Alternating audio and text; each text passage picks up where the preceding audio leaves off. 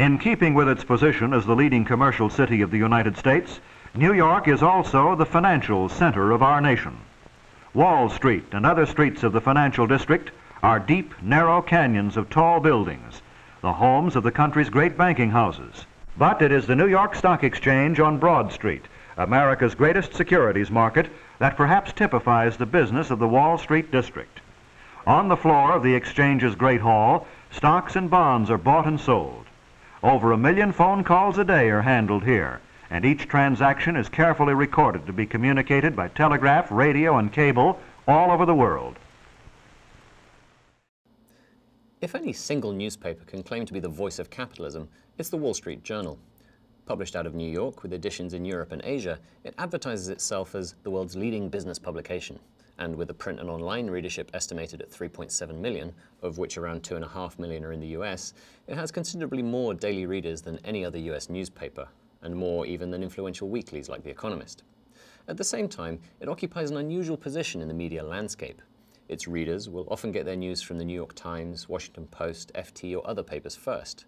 So the WSJ is certainly very widely read, but it's often as a second paper, reinforcing, contesting, reinterpreting what people have already picked up elsewhere. This partly explains the peculiarities of its approach and that characteristic tone described by Edward Sharf in Worldly Power, his incisive 1986 history of the paper, as both authoritative and bemused. On the one hand, the paper is aggressive in its defense of the interests of the moneyed, and unsurprisingly of finance in particular. Its politics are extremely conservative, especially on economic questions. It is virulently anti-union and opposes any rise in the measly minimum wage, while defending the rights of corporations to free speech through campaign financing. And its party political preferences are clear enough. During the 2012 US election campaign, for example, its op-ed pages were filled with pieces by neocon advisors to Mitt Romney, such as Karl Rove, John Bolton, and Max Boot. It takes a hard line on social issues, too. Earlier this year, one of its editors, perhaps visiting from the 19th century, suggested that an unmarried woman who bears a child is not a reliable wife. And in June, it published an op-ed piece saying that being transgender is a confusion, a mental disorder that deserves understanding, treatment, and prevention. On the other hand, the WSJ can afford a kind of lofty detachment on many issues, since capturing the news as it happens isn't a priority. For the Journal, it's more about keeping readers on the ideological straight and narrow, and also keeping them entertained in those private jets or on the long commute in from the Hamptons.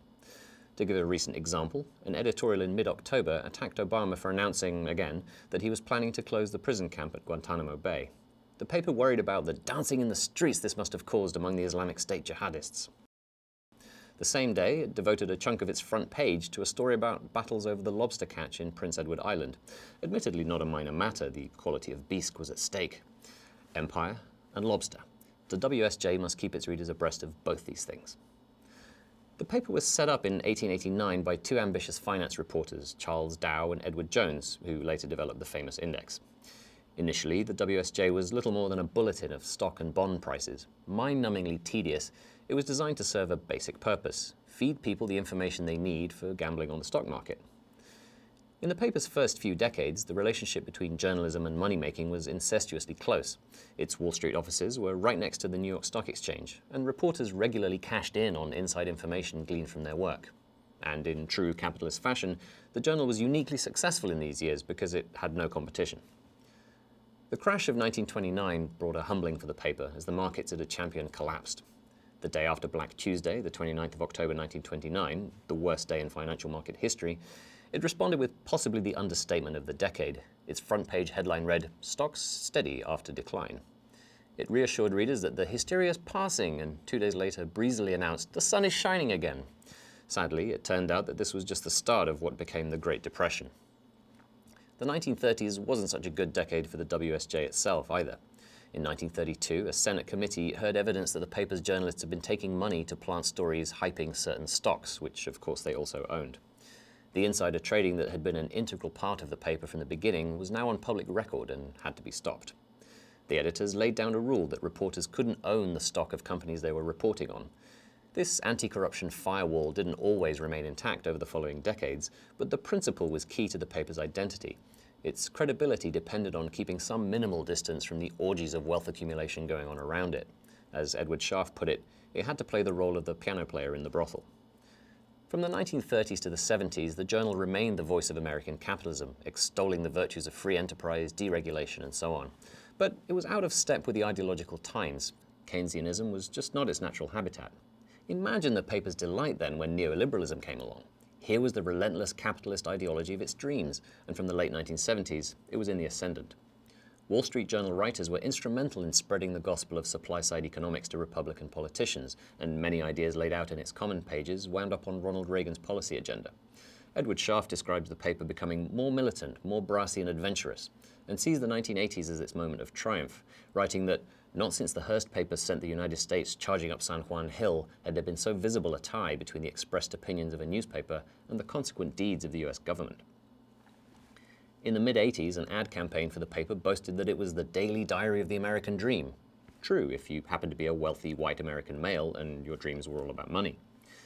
The 1990s and 2000s brought the realization of the Wall Street Journal's fantasy. Financial markets unchained, massive redistribution of wealth from the bottom to the top, huge assaults on labor rights, and the destruction of any serious challenges to US world dominance. Who could ask for anything more? Apart from more money, that is. The paper became the Bible of millionaires and would-be millionaires who made eager use of its market data, charts, and figures in their frenzy of globalized money-making. 2007 and 2008 brought the first rumblings of trouble for the WSJ, though, and on two fronts. One was internal.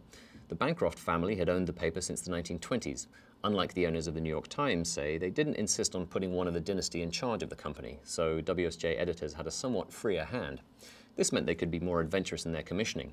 In the early 80s, for example, radical journalist Alexander Cockburn had a column in the paper, something that would have been unthinkable at the Times. But in 2007, the Bancrofts sold the journal to Rupert Murdoch's News Corp.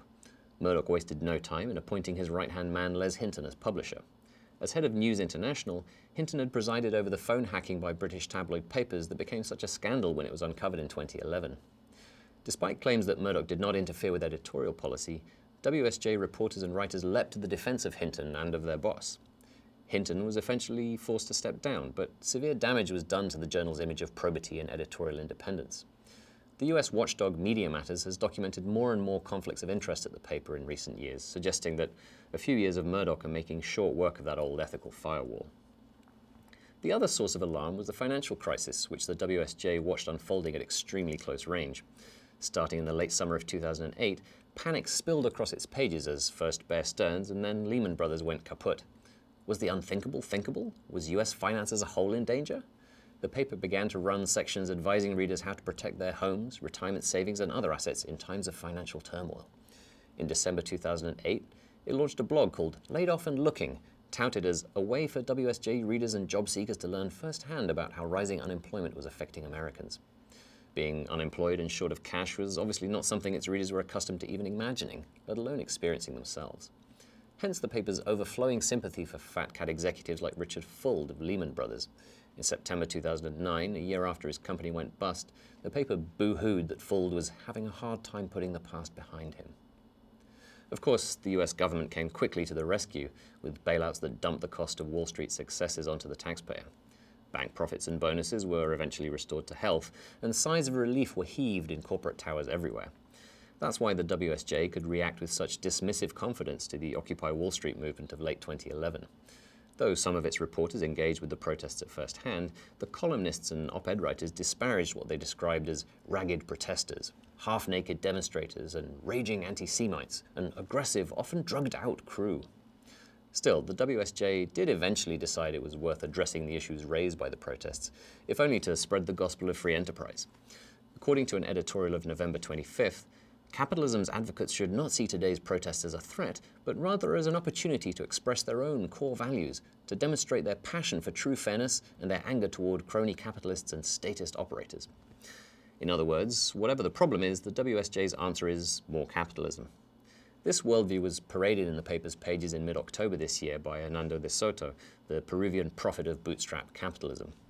In his essay, he claimed that the neoliberal reforms he designed for President Fujimori in the early 1990s had been the key to defeating the Shining Path insurgency. And so, naturally, what the US needs to do to defeat ISIS and other radical Islamist groups is promote what he described as an aggressive agenda for economic empowerment. According to De Soto, capital isn't the problem, it is the solution. hence the title of his essay, The Capitalist Cure for Terrorism, and the accompanying illustration showing a magical transformation from scary brown-skinned radical in a mask to entrepreneurial white guy in a suit, the rays of the rising sun beaming behind him. Yes, the sun is always shining on the Wall Street Journal's capitalists, and nothing that's happened in the past few years, or indeed the past century, has shaken them in their belief.